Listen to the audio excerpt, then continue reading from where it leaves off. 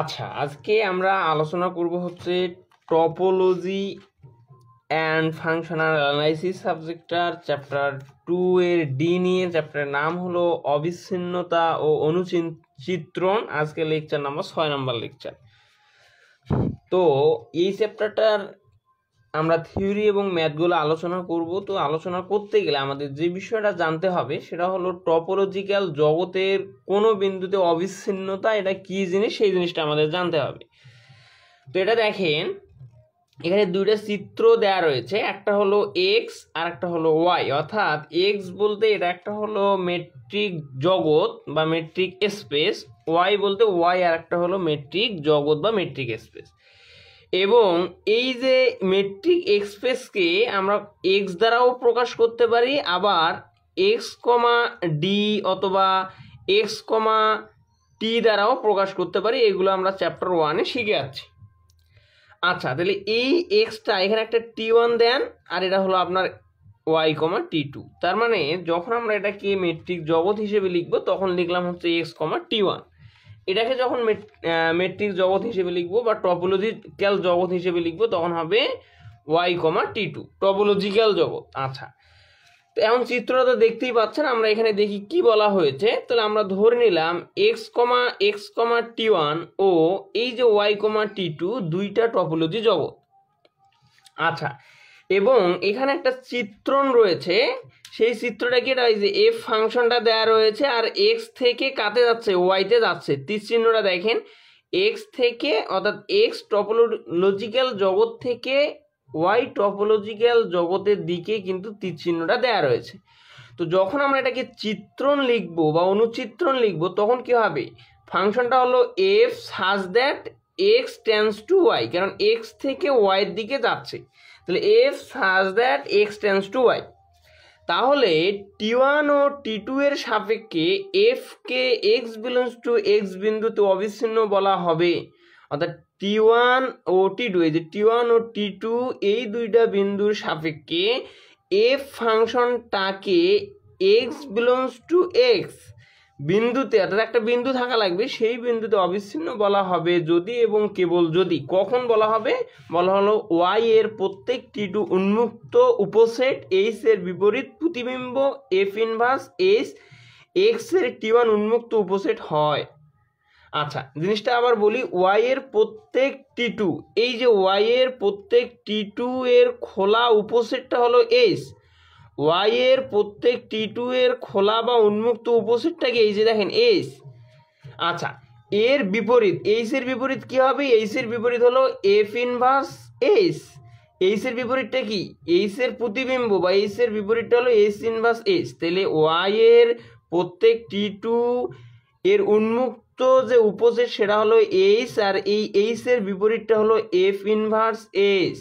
ঠিক আছে, এক্স এর টি1, এই যে এক্স এর টি1 এর উন্মুক্ত বা উপসেট হয়। তাহলে এই যে এক্স এর টি1 এর কি উন্মুক্ত বা উপসেট হয়, কোনটা, এফ ইনভার্স এইচ, যা কিনা এইচ এর বিপরীত প্রতিবিম্ব। এটা হলো সংজ্ঞা। কিভাবে লেখা হয়, এক্স বিলংস টু টি2, বা আমরা এইচ এর বিপরীতটা কি, এফ ইনভার্স অফ এইচ। এই যে এফ ইনভার্স অফ এইচ এটা কার উপাদান, টি1 এর উপাদান, এইচটা টি2 এর উপাদান, এফ ইনভার্স এইচটা হলো টি1 এর উপাদান। তাহলে এখানে আমরা লিখলাম H belongs to T two, H belongs to T two, অর্থাৎ এইচটা টি2 এর উপাদান।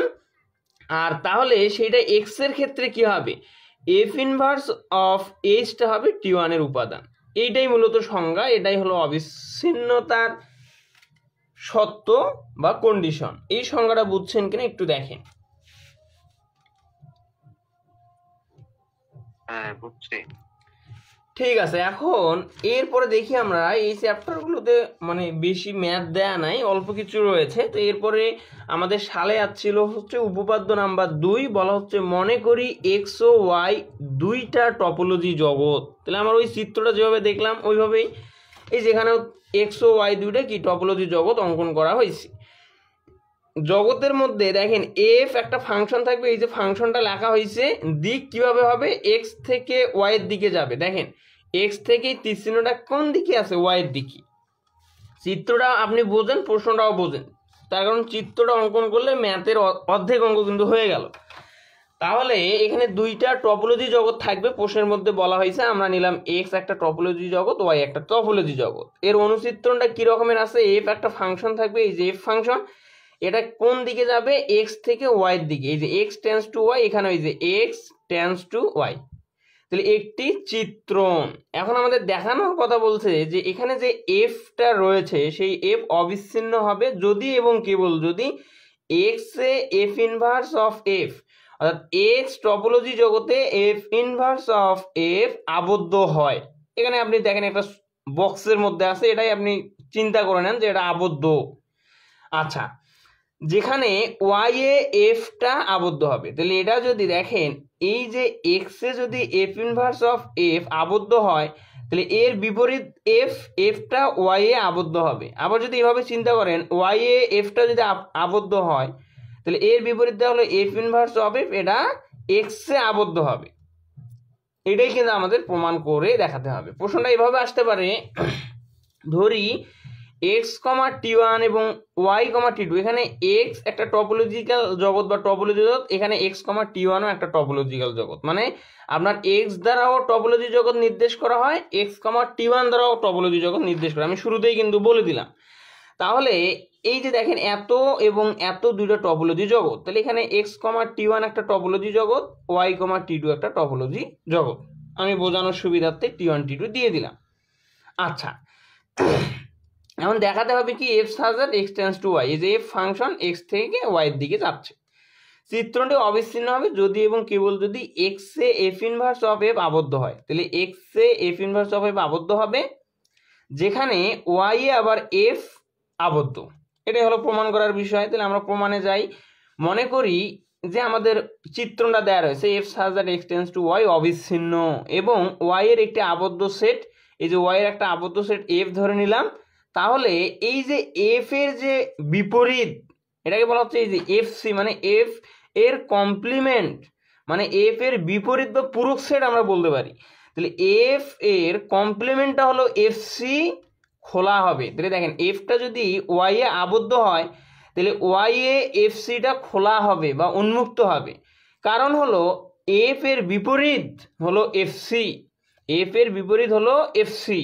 তাহলে ওয়াই এ যদি এফটা আবদ্ধ হয়, তাহলে এফ এর বিপরীত যেটা এফ কমপ্লিমেন্ট এফ সি, তাহলে এটা ওয়াই এ কি হবে, খোলা হবে। জিনিসটা কি বুঝছেন?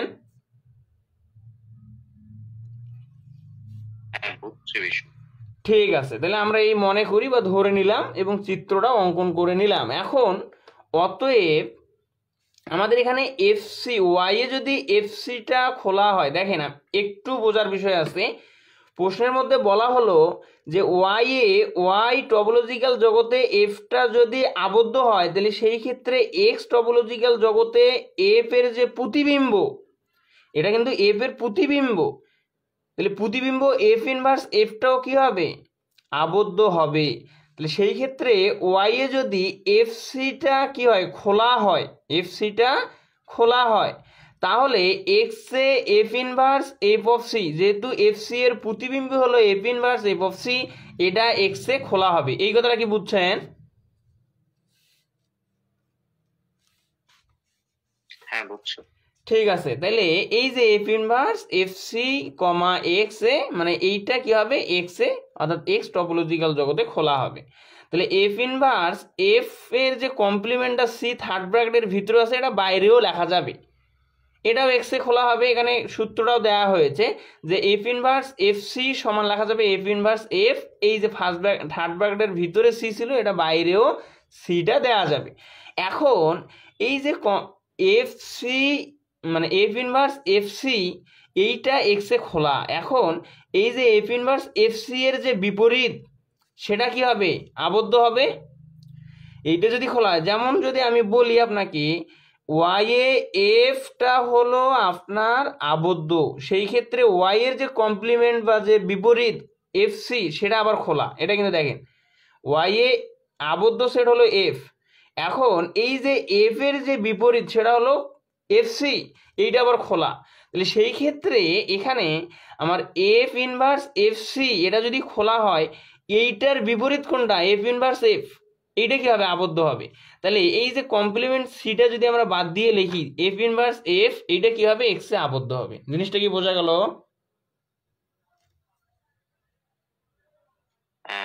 এখন আমাদের বিপরীত ভাবে প্রমাণ করতে হবে। কেন করতে হবে? এখানে বলা হয়েছে ইফ অ্যান্ড অনলি ইফ, বা যদি এবং কেবল যদি। তাহলে বিপরীত ক্রমে আমরা ধরে নিব, মনে করি ওয়াই এর আবদ্ধ সেট, এই যে ওয়াই এর আবদ্ধ সেট আমরা তো এখানে ধরে নিয়েছি ওয়াই এর একটি আবদ্ধ সেট এফ। তাহলে এই যে মনে করি ওয়াই এর আবদ্ধ সেট এফ এর জন্য এক্স এ সেই ক্ষেত্রে কি হবে, এফ এর প্রতিবিম্ব হলো এফ ইনভার্স অফ এফ, এইটা এক্স এ কি হবে আবদ্ধ হবে। এক্স টপোলজিক্যাল জগতে এফ ইনভার্স এফ আবদ্ধ হবে। দেখেন ওয়াই এ যেটা আবদ্ধ হচ্ছে তার প্রতিবিম্বটা এক্স এও আবদ্ধ, ওয়াই এ যেটা খোলা হচ্ছে তার প্রতিবিম্বটা এক্স এও খোলা। তাহলে এখানে ওয়াই এর টপোলজিক্যাল জগতে এফটা যদি আবদ্ধ হয়, এর প্রতিবিম্ব যেটা এফ ইনভার্স এফ, এটা এক্স এ কি হবে খোলা হবে। তাহলে এখানে এটাই বলা হয়েছে, মনে করি ওয়াই এর আবদ্ধ সেট এফ এর জন্য এক্স এ কি হবে F inverse of F C, মানে sorry F inverse of F, এটা আবদ্ধ হবে। এ হলো বিষয়। এখন এর পরের পেজে যাই। এখন আমরা ধরে নিব যে ধরি ওয়াই এর একটি খোলা উপসেট হলো জি। তাহলে ওয়াই এর দেখেন ওয়াই এর একটা খোলা উপসেট হলো জি, তাহলে জি সিটা কি হবে আবদ্ধ হবে। আমি যদি চিত্রটা দেখাই আপনাদের একটু খেয়াল করেন, এটা হলো ওয়াই, এখন ওয়াই এর মধ্যে আমি একটা নিলাম জি, তাহলে এই জিটা হলো আবদ্ধ। তাহলে জি এর বিপরীত কি জিসি, এই জিসিটা কি হবে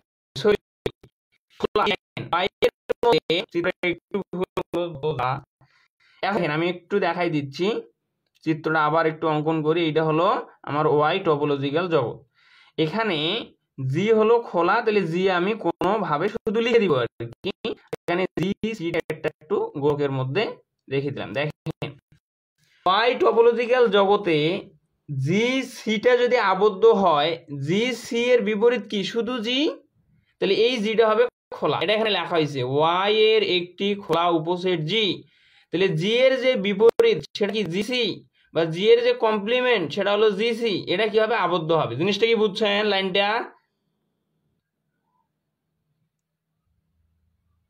হ্যাঁ বুঝছি।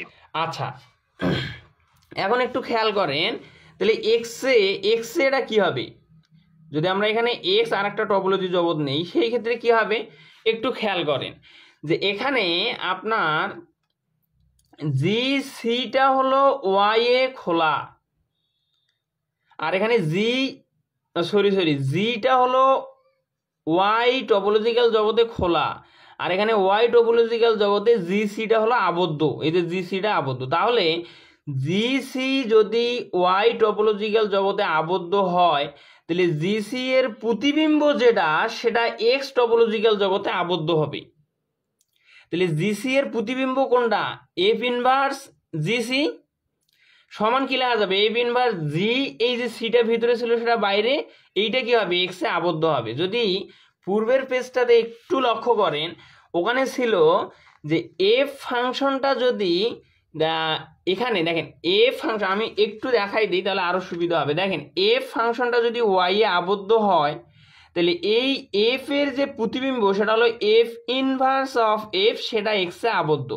তাহলে এখানে এফ সিটা যদি ওয়াই এ কি হয়, মানে যে কোনো একটা চিন্তা করেন খোলা হয়, তাহলে এক্স টপোলজিক্যাল জগতে এফ ইনভার্স অর্থাৎ এই যে এফ সি এর যে প্রতিবিম্ব সেটা হবে খোলা। তাহলে এখানে যদি আমি জি সি নেই, এই জি সিটা যদি ওয়াই টপোলজিক্যাল জগতে খোলা হয় বা আবদ্ধ হয়, যেটাই চিন্তা করেন, এর বিপরীত যে প্রতিবিম্ব সেটা এক্স এও খোলাই হবে। তাহলে এখানে আমরা জি সিটাকে আবদ্ধ ধরে নিছি, তাহলে এখানে এই যে জিসি এর যে প্রতিবিম্ব সেটা এক্স এ আবদ্ধই হবে। তাহলে এখানে সিটাকে বাদ দিয়ে লিখেন যদি, অর্থাৎ এখানে এটা কমপ্লিমেন্ট মানে কি এর বিপরীতটা হলো এই সি বাদ দিয়ে লিখতে হবে এফ ইনভার্স জি, এইটা হবে খোলা। যেহেতু সি থাকলে আবদ্ধ, সিটা বাদ দিলে এটা হয়ে যাবে খোলা। তাহলে আমরা যেহেতু বিপরীত ক্রমেও একই মান পাচ্ছি, আমরা বলবো এফটা অবিচ্ছিন্ন। ম্যাথটা বুঝছেন কিনা দেখেন।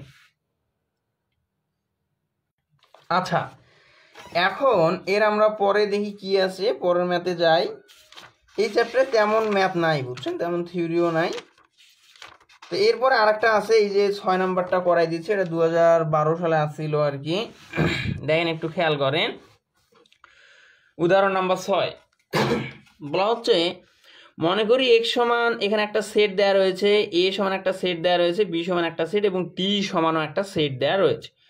যদি x এর নিজের মধ্যে f এমন একটি অবিচ্ছিন্ন চিত্রণ হয় যেন f অফ 1 সমান 0 এবং f অফ 2 সমান 1, তবে f অফ 0টা নির্ণয় করতে হবে। তাহলে আমরা সমাধানে যাই, দেওয়া আছে যেগুলো সেগুলো হুবহু আমরা এখানে উঠাই নিলাম, যে x সমান এত, a সমান এত, b সমান এত এবং t সমান এত নিয়ে নিলাম।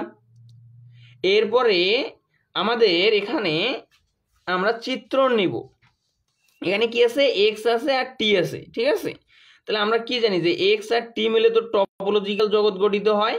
তাহলে এই যে f সাজ দ্যাট, যেহেতু ফাংশনটা আছে, তাহলে f such that x, t tends to x, t, এখানে তো x, t আছে, মানে x আর t আছে, এজন্য ফাংশনটা কি হবে, x, t tends to x, কিন্তু t এ হয়েছে অবিচ্ছিন্ন চিত্রণ, যেখানে আমাদের মান দেওয়া রয়েছে f অফ 1 সমান 0, f অফ 2 সমান 1 আর f অফ 0 এর মানটা আমরা নির্ণয় করব। তাহলে f অফ 1 সমান 0 এবং f অফ 2 সমান 1 মানগুলো তুলে নিলাম। এখন f অফ 0 নির্ণয় করার জন্য আমরা ধরে নিলাম, যেহেতু f অফ 0টা নির্ণয় করার কথা বলছে, তাহলে f অফ 0 নির্ণয় করার জন্য আমরা ধরে নিলাম যে f অফ 0 সমান a। এই যে বিষয়গুলো বুঝছেন, এই জায়গার এইটুকুর মধ্যে কোনো প্রশ্ন আছে কি?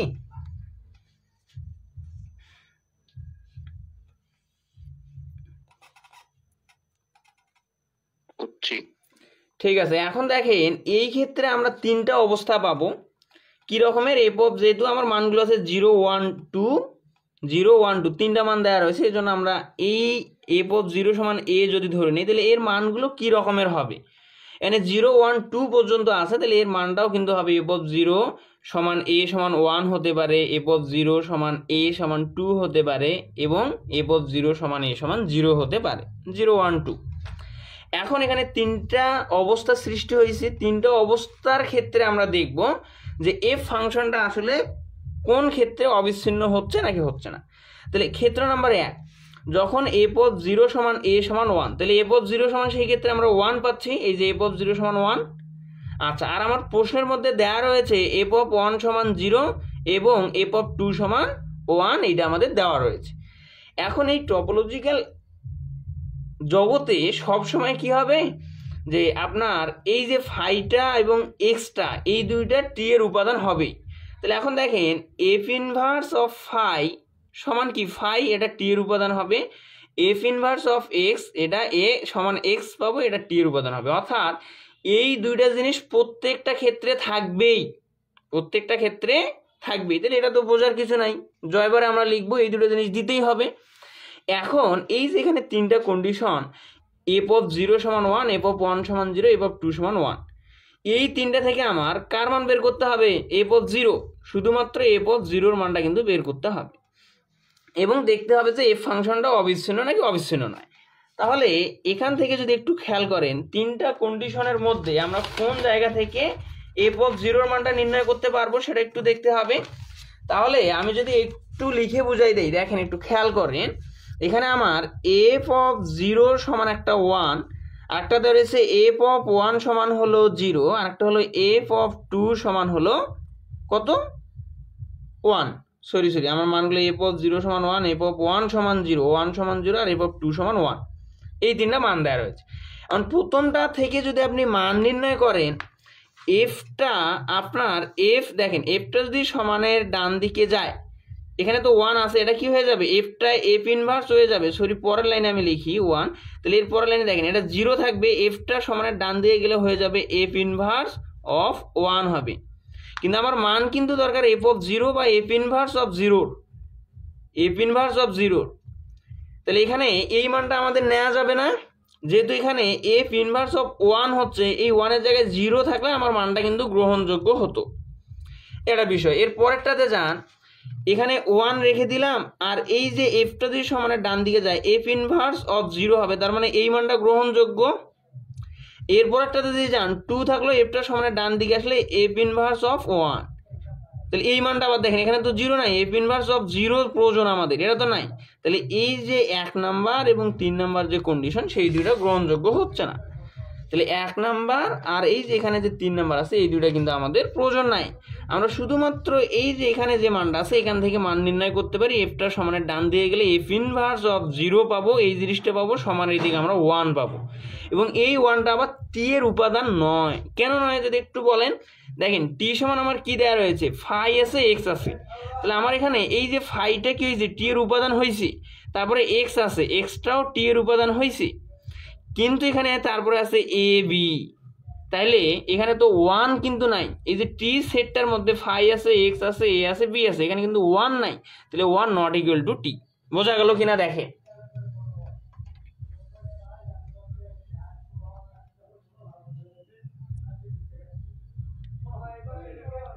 একটু তাড়াতাড়ি বলেন। হ্যাঁ বুঝছি, নেটওয়ার্ক কি সমস্যা নাকি? ও আচ্ছা, তাহলে এখন এরপরে দেখেন, তাহলে আমরা কি বলতে পারি যে এফ অফ এই যে এফ ইনভার্স অফ 0 সমান 1 পাইছি। তাহলে আমার তো মান বের করতে হবে কার, এফ অফ 0 সমান এ। তাহলে এই যে এইটাই আবার এই যে এফ অফ 0 এটা নট ইকুয়াল টু 1 হবে, অর্থাৎ 1টা এফ অফ 0 মান হতে পারে না, যেহেতু 1টা টি এর মধ্যে নাই। তাহলে এইটা আমরা লিখে দিলাম। এখন কন্ডিশন নাম্বার 2 এ যান।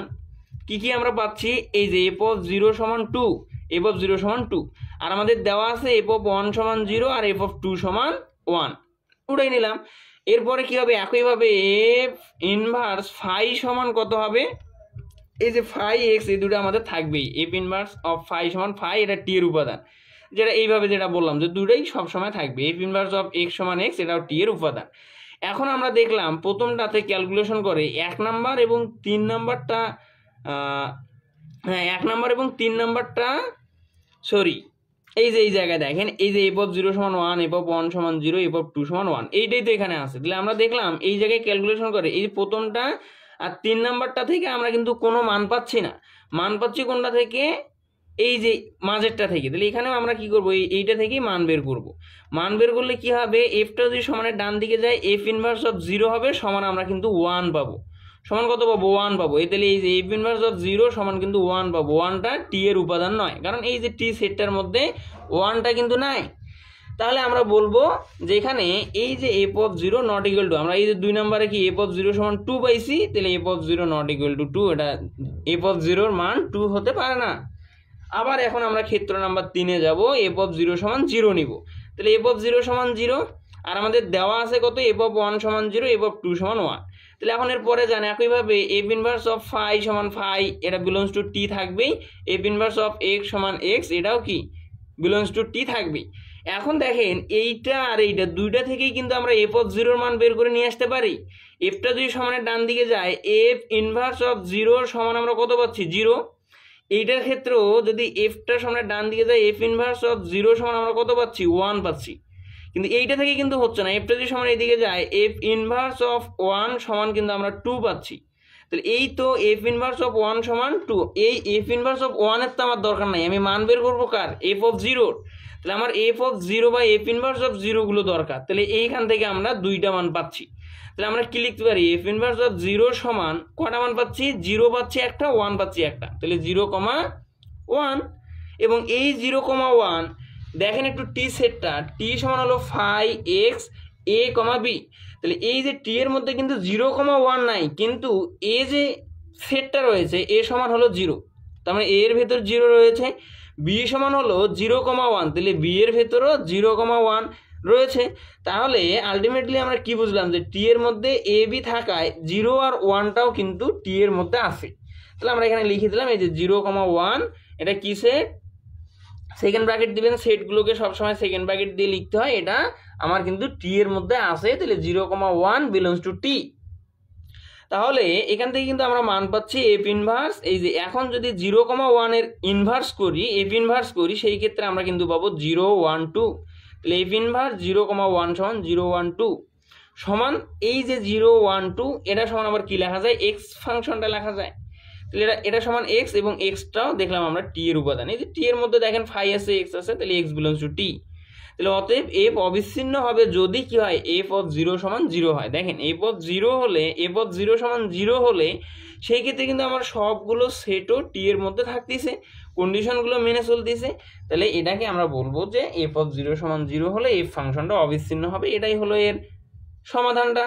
এই সমাধানটা বুঝছেন কিনা দেখেন, কোনো জায়গায় সমস্যা থাকলে বলেন। হ্যাঁ বুঝছি। তাহলে আজকের ক্লাসটা এই পর্যন্তই আর কি।